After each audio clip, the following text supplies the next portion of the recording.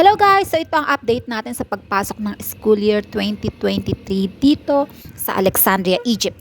Na-admit na nga si Tamara sa school na gusto namin para sa kanya pagkatapos ng ilang buwang pagpe-prepare at stressful interviews.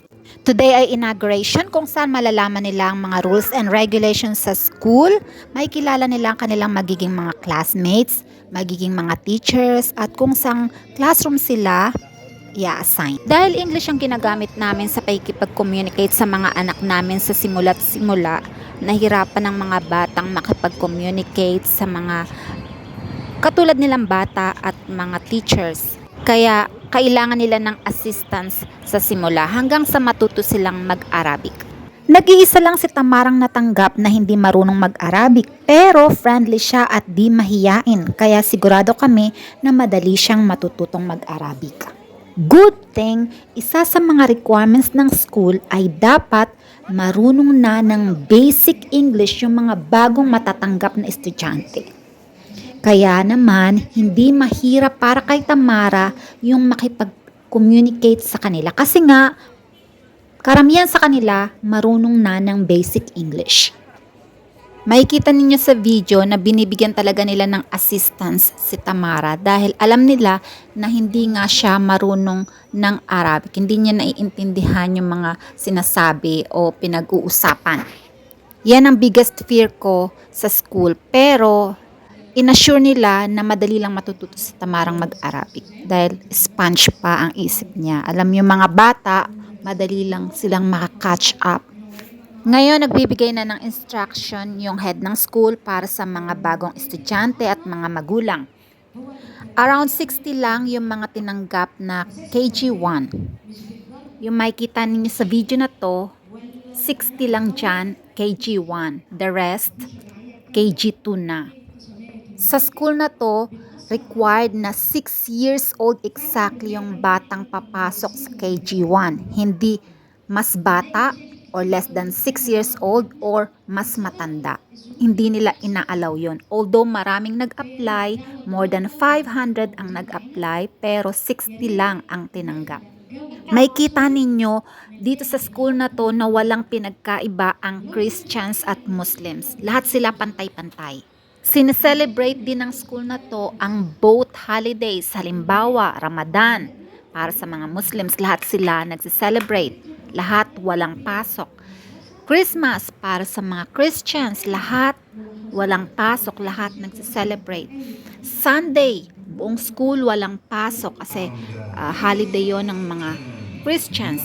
Friday, lahat walang mga pasok dahil holiday yon ng mga Muslims. By the way, yung mga holidays na yan, dito lang ina-apply sa school na to. Hindi ko alam sa ibang school kung anong holidays nila. Ang maganda kasi tinuturuan nila yung mga bata na i-respect yung bawat isa. Whether Christian ka or Muslim siya, lahat pantay-pantay. Wala silang kinikilingan, hindi uso sa kanila yung mga wasta o yung mga backup, yung mga supporter na galing sa malalaking tao o sa may mga posisyon. Hindi uso sa kanila yon. Ayun ang maganda. Sa totoo lang, marami rin mga Christians na gustong ipasok yung mga anak nila dito pero na-reject sila. So, may kita mo talaga pantay-pantay kapag na-complete nila yung requirements like age, dapat 6 years old, exactly. Kailangan marunong mag-English yung mga magulang at mga bata. Kailangan hindi divorce yung mga magulang.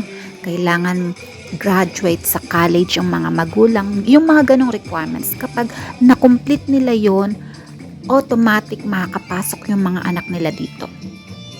First time ni Tamarang makakita ng clown, kaya surprise na surprise yung mukha niya. Hindi ko lang ma-focus yung camera.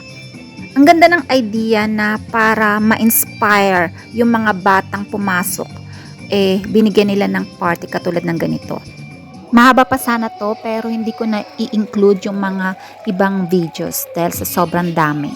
Dito, nag-invite din sila ng mga mascots. Kung makikita ninyo yung mga mukha ng mga bagong estudyante, mga KG1, inspired na inspired talaga sila, tuwang-tuwa sila kasi siguro first time din nilang makakita ng mga ganito. So magbibigay lang ako ng advice sa mga magulang na katulad namin na may mga anak na half-breeds katulad nito, half Filipino, half Egyptian. I-try ninyo na kausapin yung mga anak ninyo ng two languages. Let the father, kung Egyptian yung father niya, let him talk to their children na language nila, Egyptian language.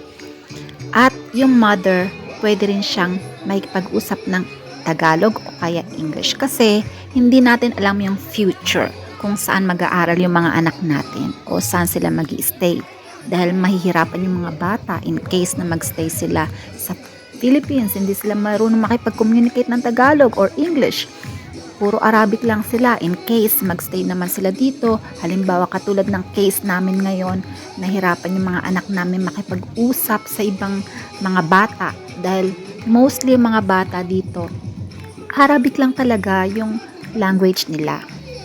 Sometimes, kapag nakamit kami ng mga Egyptians na marunong mag-English, na-excite kaming makipag-usap sa kanila kasi hindi kami lagi nakakamit ng ganon. Marami pa rin sa kanila ang hindi marunong mag-English. At karamihan sa kanila kapag naririnig nila kaming nagsasalita ng English, parang kakaiba para sa kanila. Kaya yon, kapag meron kayong half Egyptian at half Filipino na mga kids, huwag kayong gumamit ng English lang dahil mahirapan yung mga anak ninyo. Kailangan nila yon. Lalong-lalo na kapag dito sila tumira sa Egypt. Dahil kung Egyptian sila, sure, Egyptian ang passport nila. So, Egyptian sila. Dahil father nila ang fina-follow nila. Sasabihin sa kanila ng mga Egyptian people na hindi ka Egyptian kasi hindi ka marunong mag-Arabic.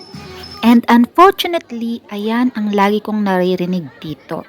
At nababasa ko sa social media. Yung mga Egyptians na nagkiklaim na Egyptian sila pero hindi sila marunong magsalita ng Arabic, hindi sila marunong magbasa ng Arabic. Sinasabi sa kanila ng mga Egyptians na it's a shame how you became an Egyptian if you don't know how to speak Arabic or how to read Arabic words. Minsan na-insulto ako para sa mga anak ko, hindi para sa sarili ko kasi Filipina ako hindi ako Egyptian. Kapag sinabi kong Egyptian yung mga anak ko pero hindi sila marunong mag-Arabic, tapos ininsulto sila na how you became Egyptian. Nakaka-insulto yun, di ba? Lalong-lalo na kapag nandito ka sa lugar nila. Marami pang nagsasabi sa dad nila na haram, talk to them in Arabic, talk to them in Arabic, how they will communicate with people here, how they will deal with people here. You have to let them talk in Arabic. Yung iba concern, yung iba walang pakialam, yung iba nakikialam lang talaga. Kaya may advice sa mga magulang na katulad namin. Use Egyptian Arabic sa bahay.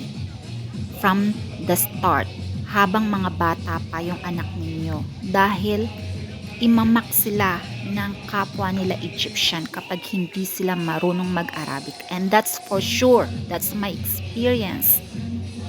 Madali lang silang maloloko, madali lang silang madideceive kapag hindi sila nakakaintindi ng Egyptian Arabic. Madali lang rin silang mabubuli.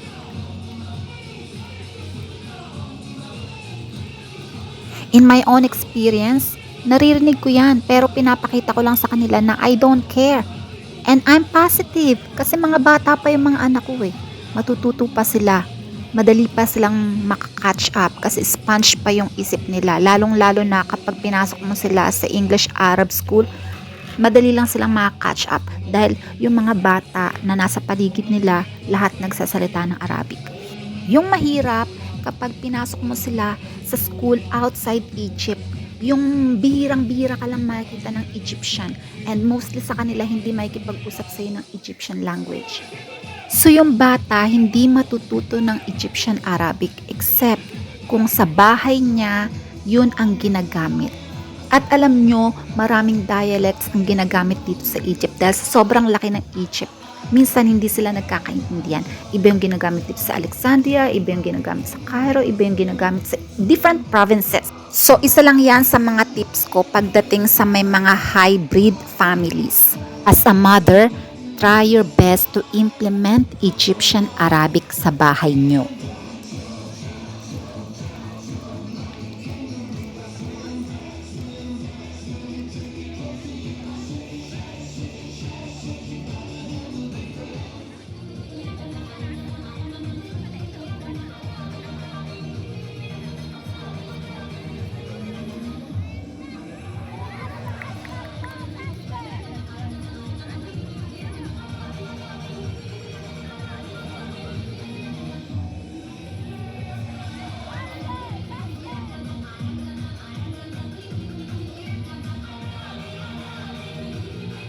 I hope may natutunan kayo sa video na to. Para sa mga nagtatanong, tuloy-tuloy po ang pagbablog ko pero mga short clips tungkol sa food. Kung gusto ninyong panoorin at suportahan, welcome po kayo at thank you very much. I will continue giving advices at information para sa mga nag-inspire na magkaroon ng half-breed family. And at the same time, nagbablog po ako ng mga food recipes. Kaya kung interesado kayo, please don't forget to subscribe.